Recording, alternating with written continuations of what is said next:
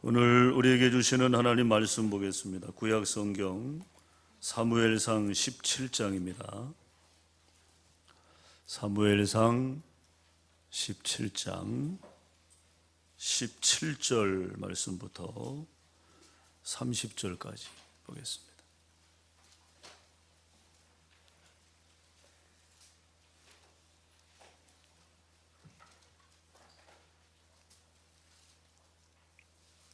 사무엘상 17장 17절로 30절. 말씀이 준비 안 됐죠? 됐어요? 네. 성경이 없으신 분들은 스크린을 보시고 읽으시면 되겠습니다. 네. 제가 먼저 읽겠습니다. 우리 교독할 텐데 제가 한 절, 여러분들 한 절, 우리 교독하시겠습니다. 제가 먼저 읽습니다. 이새가 그의 아들 다윗에게 이르되 지금 네 형들을 위하여 이 볶은 곡식 한 에바와 이 떡 10덩이를 가지고 진영으로 속히 가서 네 형들에게 주고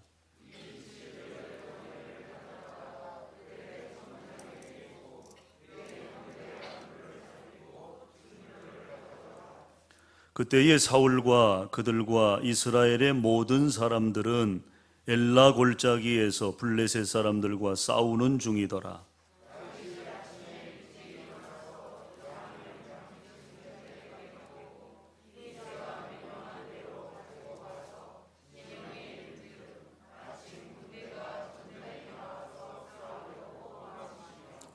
이스라엘과 블레셋 사람들이 전열을 벌이고 양군이 서로 대치하였더라.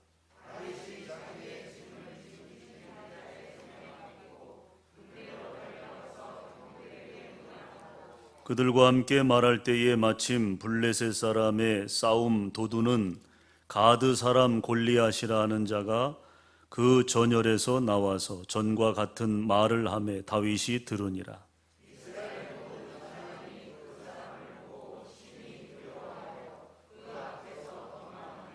이스라엘 사람들이 이르되 너희가 이 올라온 사람을 보았느냐? 참으로 이스라엘을 모욕하러 왔도다. 그를 죽이는 사람은 왕이 많은 재물로 부하게 하고 그의 딸을 그에게 주고 그 아버지의 집을 이스라엘 중에서 세금을 면제하게 하시리라.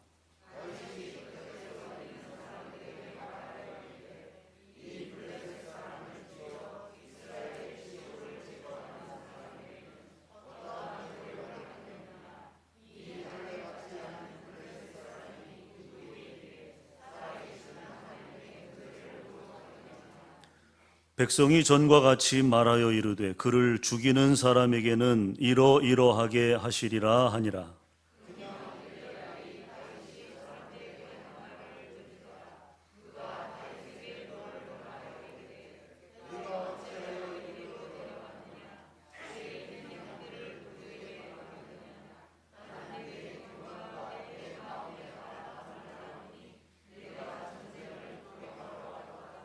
다윗이 이르되 내가 무엇을 하였나이까? 어찌 이유가 없으리까 하고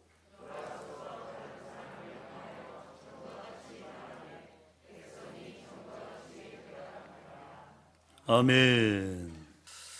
자, 우리 옆 사람과 인사를 나눌 텐데요.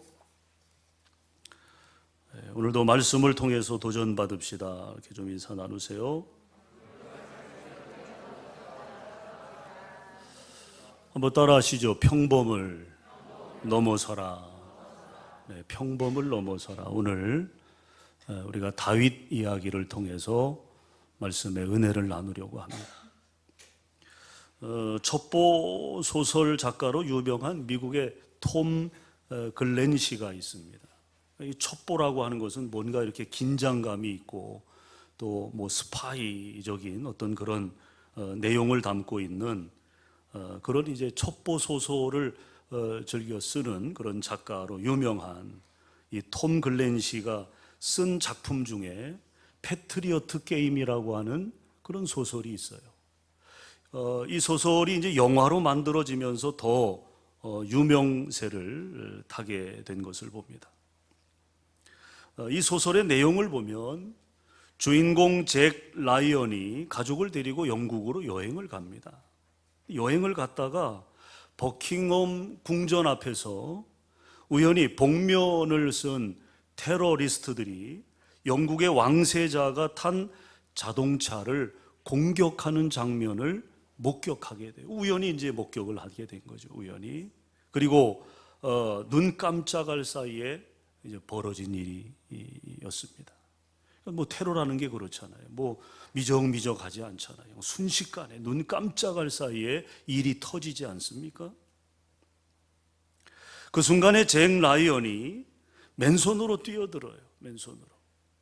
그는 과거 해병대 출신입니다.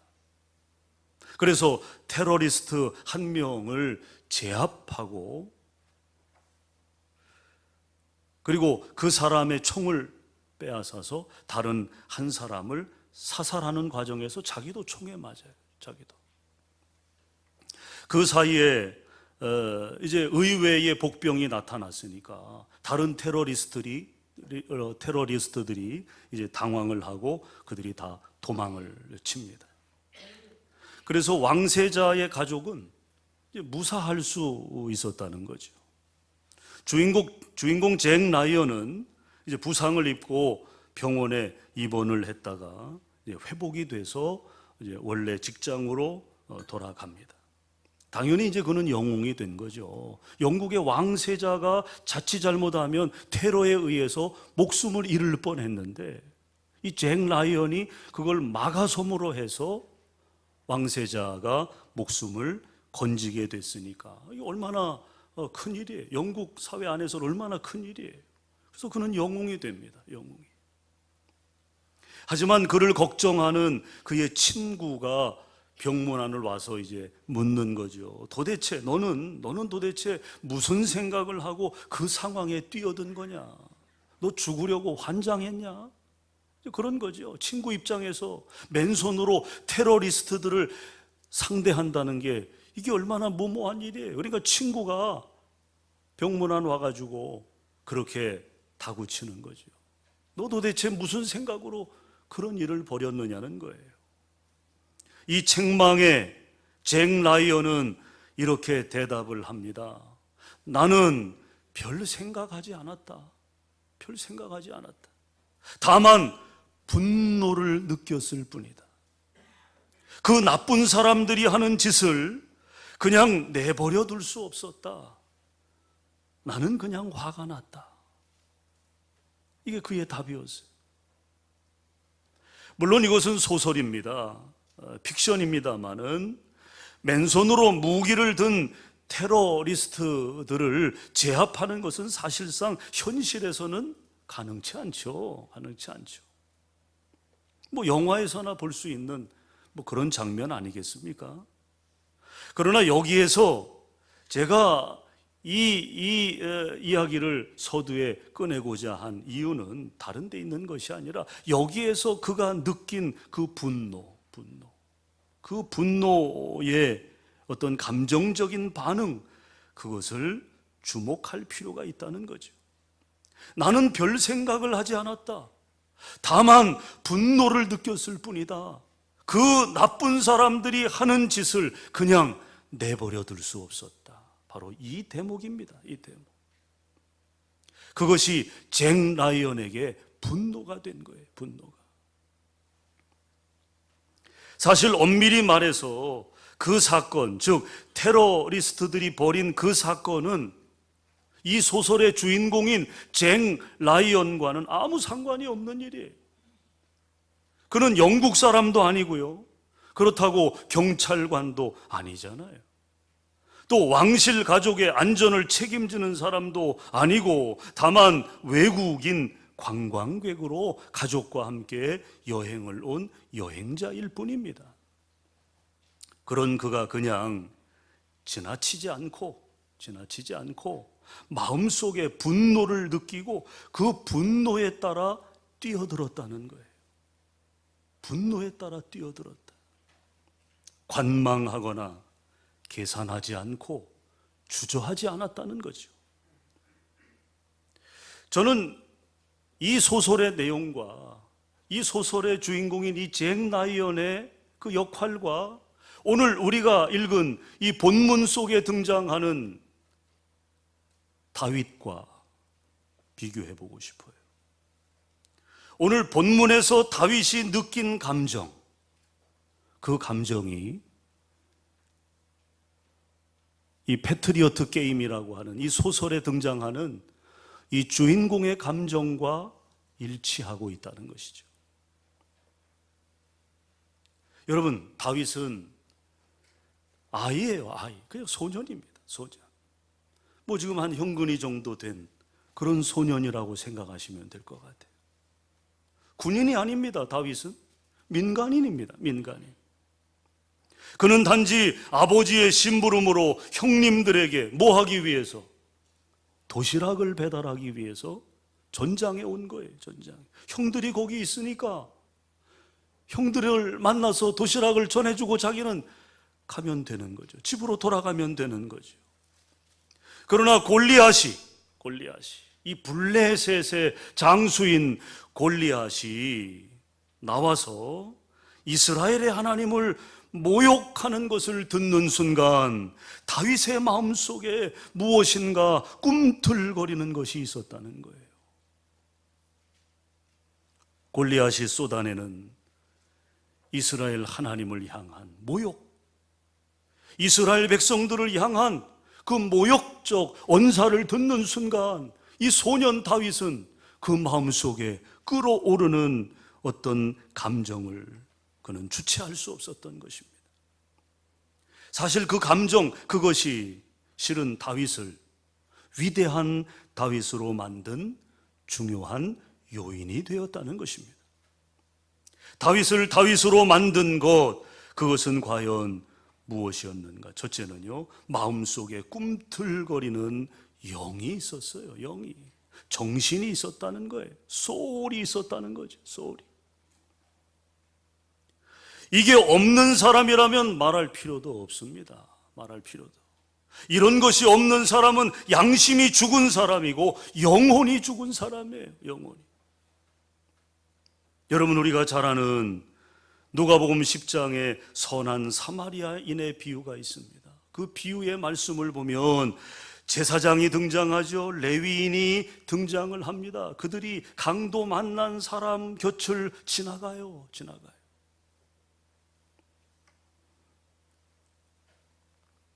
강도 만난 사람이 있으면 그래도 종교 지도자들 아닙니까?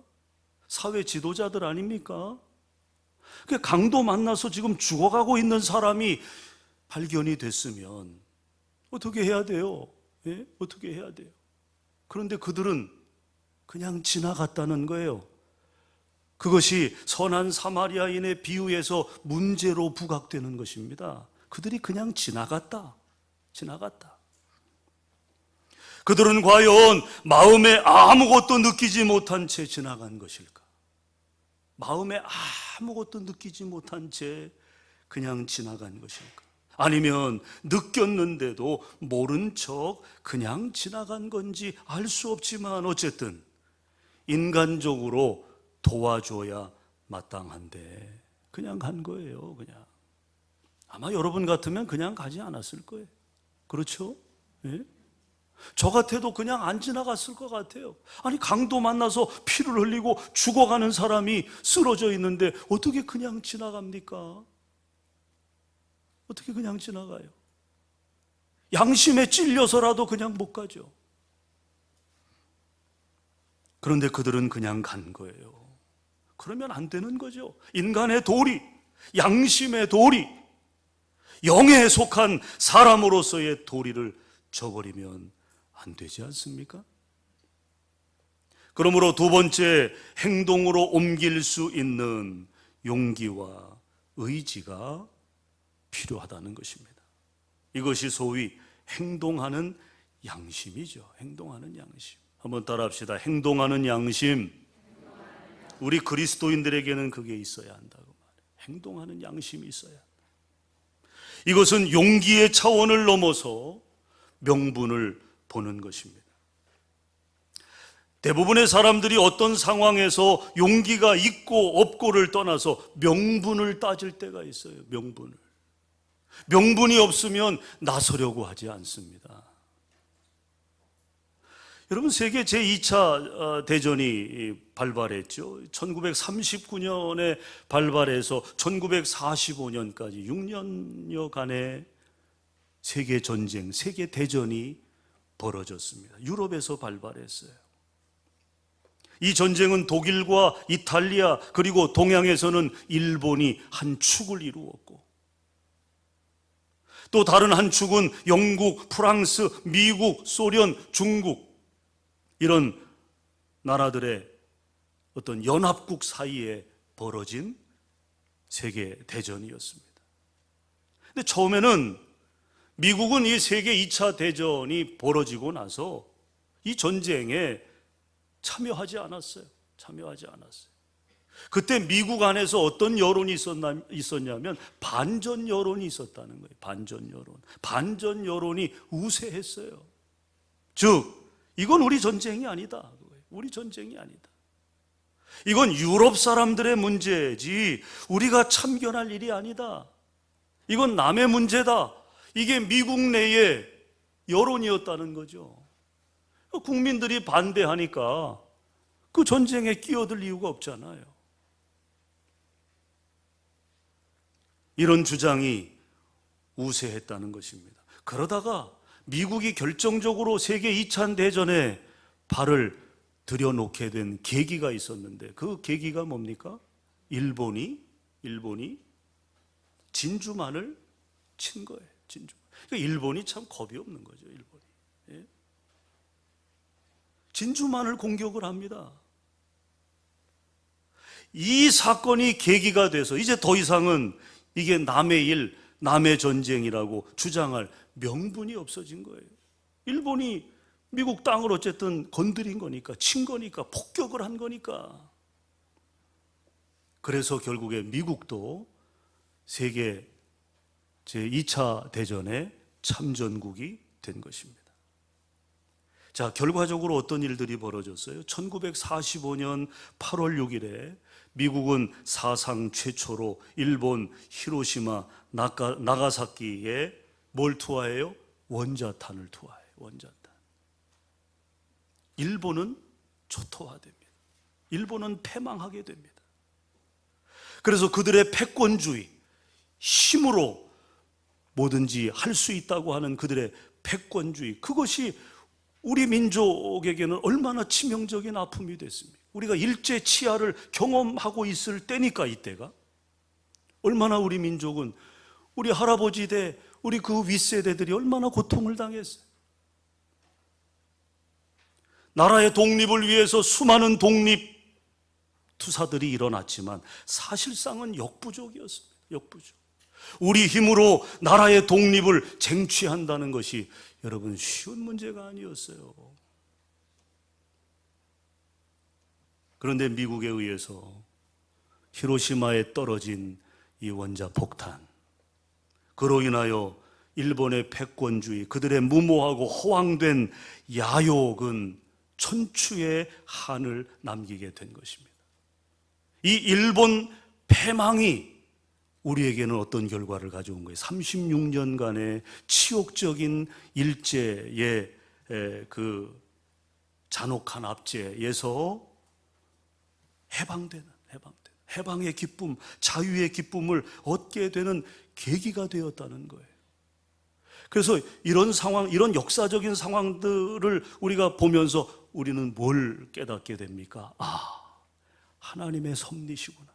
이 민족을 사랑하시고, 이 민족이 힘이 약해, 우리 힘으로 어찌할 수 없으니까 하나님이 그런 상황을 만드셔서 미국으로 하여금 세계 2차 대전에 참여하게 만드시고, 일본의 원자탄을 투하해서 일본이 패망됨으로 그들이 백기를 들고 우리 민족도 그로 인해서 해방을 맞는 이런 결과로 이어지도록 누가 만드셨다? 하나님이 만드셨다. 하나님이. 여러분, 오늘 본문을 보면요, 다윗도 마음속에 꿈틀거리는 것을 행동으로 옮기려고 할 때 그를 저지하는 사람이 있었어요. 누가 저지합니까? 오늘 28절 보면 누구예요? 그의 큰형이죠. 큰형, 친형이죠. 28절 보면 큰형 엘리압이 다윗이 사람들에게 하는 말을 들은지라. 그러니까 골리앗이 떠드는 소리를 들으니까 다윗이 속에서 분노가 치밀어 오르는 거예요. 아니 저자가 감히 하나님을, 저자가 감히 선민족인 이스라엘 민족을 능멸한다고 하는 그 사실 앞에서 다윗이 분개하며 쏟아낸 말을 그의 큰형이 들은 거죠. 그가 다윗에게 노를 바라여 이르되 네가 어찌하여 이리로 내려왔느냐? 들에 있는 양들을 누구에게 맡겼느냐? 나는 네 교만과 네 마음의 완악함을 아노니 네가 전쟁을 구경하러 왔도다. 여러분, 이거 친형 맞나요? 예? 아니 어떻게 친형이 동생한테 이렇게 말을 할 수 있습니까? 화를 내려면 누구에게 내야 돼요? 하나님을 업신여기고 이스라엘 민족을 깔보고 있는 누구? 아니 골리앗에게 화를 내야죠. 골리앗에게. 왜 다윗에게 화를 냅니까? 왜 동생의 용기를 교만함과 마음의 완악함으로 치부하느냐는 것입니다. 도대체 왜 그래요? 왜? 그것은 자기에게 없는 용기가 누구에게 있어요? 다윗에게 있는 거예요. 다윗에게. 한참 아래 동생, 막내 동생. 자기에게는 그런 용기가 없는데 다윗은 그런 용기를 가지고 있으니까 그게 싫은 거죠. 그게 싫은 거예요. 그래서 그것이 더 자라기 전에 그 싹을 잘라버리려고 지금 기를 죽이는 겁니다. 기를. 여러분 기억하세요. 우리 안에 양심이든 우리 안에 의지든 우리 안에 선한 뜻이든 우리를 향하여 그 용기를 칭찬하는 사람보다 그것을 탓하는 사람들이 세상에 훨씬 더 많다는 거예요. 너는 오지랖도 넓다. 이건 내가 나설 일이 아니다. 그리고 거기에 도덕적인 평가까지 합니다. 그래서 너는 교만하다. 너는 마음이 완악하다. 사실 가만히 분석해 보면요, 어느 정도는 다윗을 향한 형의 말도 맞을 수 있어요. 왜? 우리 마음속에 꿈틀거리는 정신을 행동으로 옮기기 위해서는 어느 정도는 교만해야 하기 때문입니다. 어느 정도는. 내가 하지 않으면 할 사람이 없다는 생각이 교만이라면 그건 교만이에요. 내가 나서지 않으면 안 된다는 생각이 교만이라면 그건 교만한 것입니다. 그러나 그게 교만한 것이라면 우리에게는 어느 정도의 교만함이 필요한 것입니다. 믿습니까? 그것보다 자신이 얼마든지 할 수 있음에도 해야 함에도 이건 내가 할 수 있는 일이 아니다. 남들이 하겠지. 이것이 겸손함이라면 이런 겸손함은 우리에게 필요 없다는 거예요. 이런 겸손은 필요 없어요, 여러분. 만일 예수님께서 세상 죄를 지고 가는 일에 대해서 이건 내 일이 아니다 그러셨다면, 나와 상관없는 일이다 만약에 예수님이 그러셨다면 우리는 어떻게 되는 거예요? 우리는 다 지옥 가는 거예요. 우리 죄의 문제를 해결할 방법이 없는 거죠. 또 사도 바울이 이방인의 사도가 되는 것에 대해서 내가 뭔데 내가 이런 큰 일을 하겠느냐. 만약에 사도 바울이 주저했다면 어떻게 되겠어요? 이방인들은 복음을 듣지 못했을 겁니다. 이방인 선교가 이루어지지 않았다면 오늘 이 한반도에도 복음은 들어오지 못했겠죠. 그러나 예수님과 바울의 용기와 결단으로 우리에게는 복음을 통한 구원의 길이 열리게 되었어요. 할렐루야. 그런데 문제는 용기만 있어서는 안 된다는 거예요. 용기만 있어서. 그러므로 우리가 다윗처럼 되기 위한 세 번째는 성공적인 결과로 이끌 수 있는 실력이 필요하다는 거예요. 실력이 있어야 한다. 이것이 다윗의 차이점입니다. 여러분, 실력이 따르지 않는 용기는요, 만용입니다. 만용, 미련함이에요. 미련함. 그리고 무모함입니다. 골리앗의 희생 제물이 될 뿐이죠. 실력이 없이 용기만 가지고 만약에 골리앗 앞에 다윗이 나섰다고 생각해 봐요. 그 속된 말로 개죽음 아닙니까? 예? 그 골리앗을 어떻게 상대해요? 실력도 없이. 그러므로 실력이 따르지 않는 용기는 위험한 거예요. 무모한 거예요. 그러나 다윗은 어리지만 달랐다는 것입니다. 평범하지 않았다는 거죠. 이처럼 다윗이 평범함을 넘어선 다윗이 될 수 있었던 이유가 있습니다. 이유가 그가 운이 좋아서도 아니고요, 남들보다 더 용감해서도 아니었어요. 그것은 자신의 패기를 뒷받침할 수 있는 능력을 소유했기 때문입니다. 이것이 다윗의 특별함입니다. 자, 오늘 34절에서 36절 우리 다시 한번 읽어보겠습니다. 다시 한번 다 같이 34절로 36절 시작. 다윗이 사울에게 말하되 주의 종이 아버지의 양을 지킬 때에 사자나 곰이 와서 양떼에서 새끼를 물어가면 내가 따라가서 그것을 치고 그 입에서 새끼를 건져내었고, 그것이 일어나 나를 해하고자 하면 내가 그 수염을 잡고 그것을 쳐 죽였나이다. 주의 종이 사자와 곰도 쳤은즉 살아계시는 하나님의 군대를 모욕한 이 할례 받지 않은 블레셋 사람이리까 그가 그 짐승의 하나와 같이 되리이다. 아멘. 얼마나 통쾌합니까, 여러분? 예? 이 다윗의 외침이 얼마나 통쾌해요. 얼마나. 지금 주눅 들어있고 두려움에 벌벌 떨고 있는 골리앗 앞에서 찍소리 못하고 숨죽이고 있는 이스라엘 군대를 생각해 보면 오늘 이 다윗의 외침이 얼마나 위대한 외침인가를 우리가 알게 되죠. 여러분, 이것이 바로 다윗의 실력의 검증입니다. 검증된 실력, 미리 쌓은 실력이 다윗에게 있었다는 거예요. 사랑하는 여러분, 우리는 기도의 능력을 믿고 하나님의 은혜를 믿습니다. 다윗이 골리앗과 싸워 이길 수 있었던 이유는 하나님이 다윗과 함께 하셨기 때문에. 그러므로 이것은 요행이 아닙니다. 여러분, 신앙은 요행을 바라는 것이 아니에요. 기도는 요행을 바라는 것이 아닙니다. 하나님이 다윗과 함께 하셨지만 이미 그 이전 다윗은 자신의 삶의 현장에서 맡은 바 책임과 소임을 성실히 감당하는 과정에서 남다른 실력을 그는 소유하고 있었다는 거예요. 이 점을 우리는 기억해야 합니다.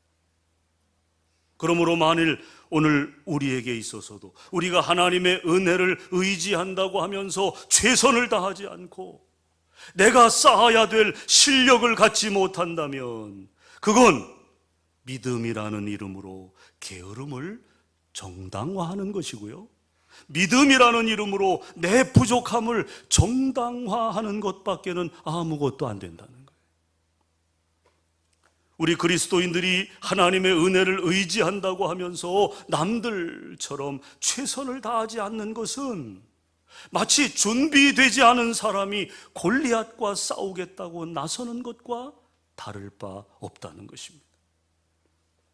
오늘 우리 사회 안에 기독교자가 들어가는 단체들이 있어요.